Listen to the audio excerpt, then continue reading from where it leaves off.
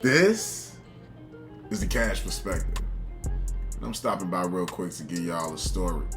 A story of medical malfeasance. Y'all won't believe how this shit went down. Let's get to it. Sherman Sizemore was a coal miner from West Virginia.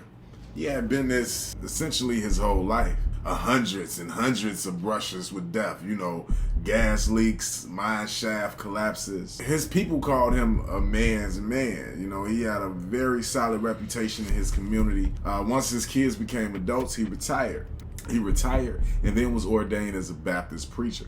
So he remained a pillar or a stalwart within his community, someone very much so looked up to, someone very much so respected. Now, despite his burly appearance, he was known to be a gentle individual, loved his grandkids, so much so that he neglected responsibilities if it meant that he could have some time to spend with them. Then all of a sudden one day he becomes a deranged, demented madman. See, it all started January 19th, 2006.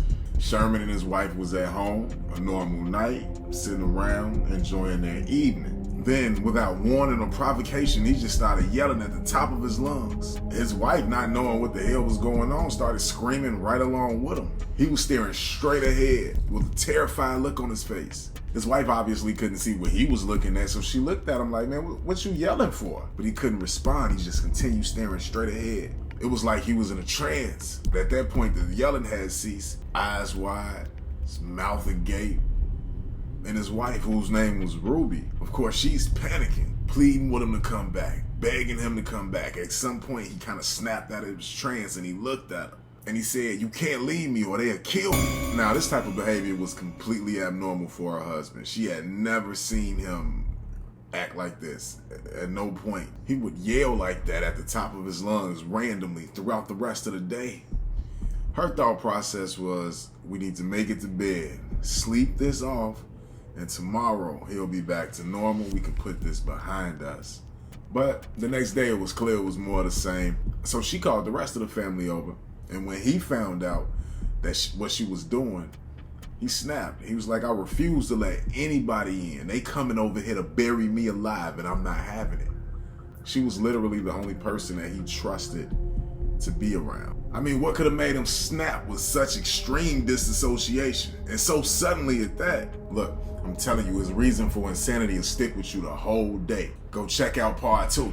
But first, shout out everybody that been rocking with the Whole Lot of Cash podcast, the Whole Lot of Cash movement all around the board, from the Cash Perspectives to the podcast to everything else we've been doing, the music and everything. I just got a question. If you ain't following, if you ain't subscribing, what the f is you doing?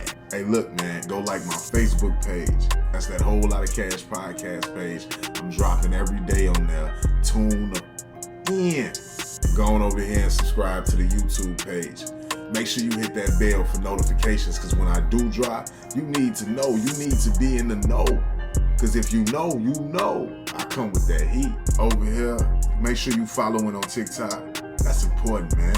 I drop a lot of shit on TikTok. And if you don't follow, you might miss it. You want to miss it, bro? Come on, baby girl. You want to miss it? All you got to do is follow. And over here's the IG. Make sure you follow. I kill it on the reels over there. I don't really post too much on the page, but that's going to change shortly. So when that start, you do not want to be the last to find out. Alright? Okay. It's a very specific, and to be real, terrifying reason why Sherman lost his mind that day. Take it back a few months before that, he was having real intense, severe stomach pains. So he went to the doctor. The doctor told him that he believed that the pain was coming from his gallbladder, but to rule out any other potential issues, they wanted to do exploratory surgery. Sherman, who was in a lot of pain, was tired of what he was dealing with in terms of whatever this issue was. Sherman agreed to the surgery. So, on the morning of January 19th, the day that he had the breakdown, he walked in the hospital, went to the surgery part, said goodbye to his family, got whisked away, and prepared for surgery. By all accounts, he was feeling totally normal. He had full control over his mind and his body, and it was another normal day for him. At least that's how it started. So he randomly chatted with the nurses and the different doctors that was prepping for his surgery. He didn't seem overly nervous. He had been through surgery before. He kind of knew how this thing went. Then the oxygen mask came down and the anesthesiologist began to administer the 2-drug cocktail that would put him down for the duration of the surgery. Now, Sherman was supposed to receive what's known as general anesthesia, which means you're completely put under, you don't feel a thing, you wake up in recovery, and you go on with your life.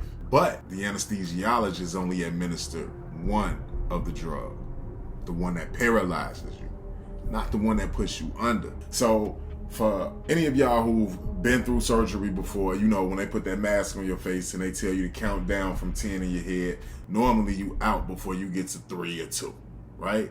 Well, Sherman put the mask on and he began to count down from 10 and he got to 0. And when he got to 0, he realized he wasn't out.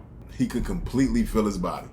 And when he tried to move his body, obviously that was an impossibility. He couldn't talk either because the paralytic had paralyzed his vocal cords. All he could do was move his eyes back and forth. But they were taped shut, so he couldn't even see anything.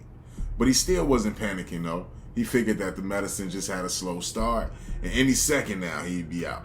But as he continued to listen though, he heard the doctors and the nurses continue with the final stages of preparation before beginning surgery. Then all of a sudden he heard the doctor say, "Scalpel."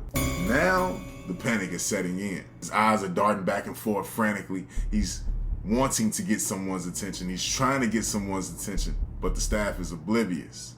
No one's looking at his face. He's moving his eyes so quickly, so rapidly that it loosened up the tape. So now he can see barely the scene that's going on in front of him. He watched as the surgeon takes the scalpel from the nurse's hand and begins to make an incision in his midsection. Sherman felt every single ounce of pain possible from the surgeon cutting in his stomach, but he couldn't do nothing. All he could do was flick his eyes back and forth.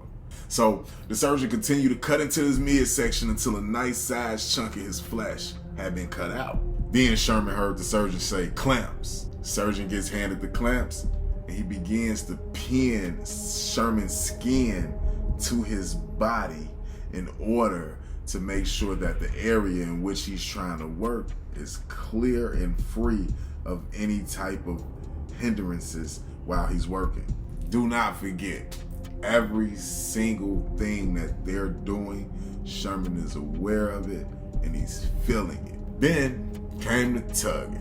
The surgeon is tugging, trying to make the hole big enough to make sure his hands fit in and he can work clearly. Can you imagine watching someone tug at your insides? The man is being overwhelmed with pain with every little tug that the surgeon takes. Next, Sherman hears the surgeon say, "Scope." It's a camera, it's a surgical camera, and he rams it in Sherman's gut, followed by suction. Nurse comes with a little vacuum-looking contraption, sticks it in Sherman's gut and begins to suck up all the fluid, all the excess fluid from Sherman's body. I keep going back to this because I'm just like, yo, the pain had to be unfathomable at this point. Time surely slowed down for him. All of a sudden, forceps, Sherman heard the surgeon yell. Now these was like big metal prongs. Surgeon used them to jab him into Sherman's gut to dislodge his gallbladder. You know, the whole purpose of this is to get a better look at it. It was at this point that one of the nurses happened to catch his eyes flickering. "Oh, he's awake." She yelling, the doctor panicking. He yelling for the anesthesiologist like, "Man, get over here and handle this." I guess at some point, or at that point, the anesthesiologist realized like I only gave him one drug. So he hurry up and he give him the second drug. Now, Sherman's out, like he's officially out. But the staff is nervous though. They know what this means. They just operated on this man for 16 minutes while he was conscious and under no type of pain management. They finna own the hospital. They know this. So they gotta think fast. What they think of. They decided to make sure that he didn't remember the situation, that he couldn't remember the trauma that he just had to endure. So they give him a drug called Midazolam, otherwise known as the amnesia drug. And as the name suggests, the intentions of it was to make him forget the whole ordeal.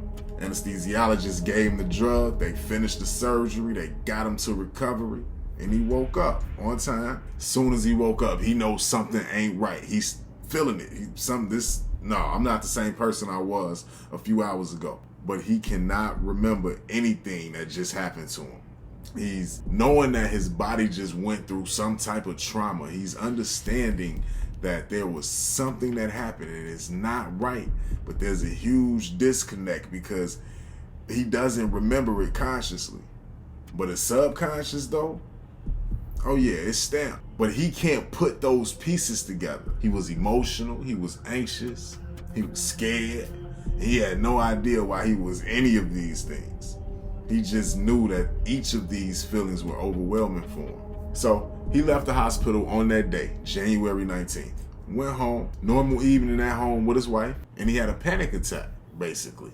And he started yelling, and he was terrified of something, but he had no idea what he was terrified of. But as the days progressed, he began to have flashbacks of the surgery, and these subconscious memories began to bleed into the conscious. And he began to see the surgeon hacking into him. At first, he didn't really believe it. Like, he's thinking it's a nightmare. He's not thinking that this is what happened to him. But as time progressed, these thoughts became more and more vivid. So vivid that psychiatrists and other doctors had to get involved to see if they could bring some sense of normalcy back to Sherman's life.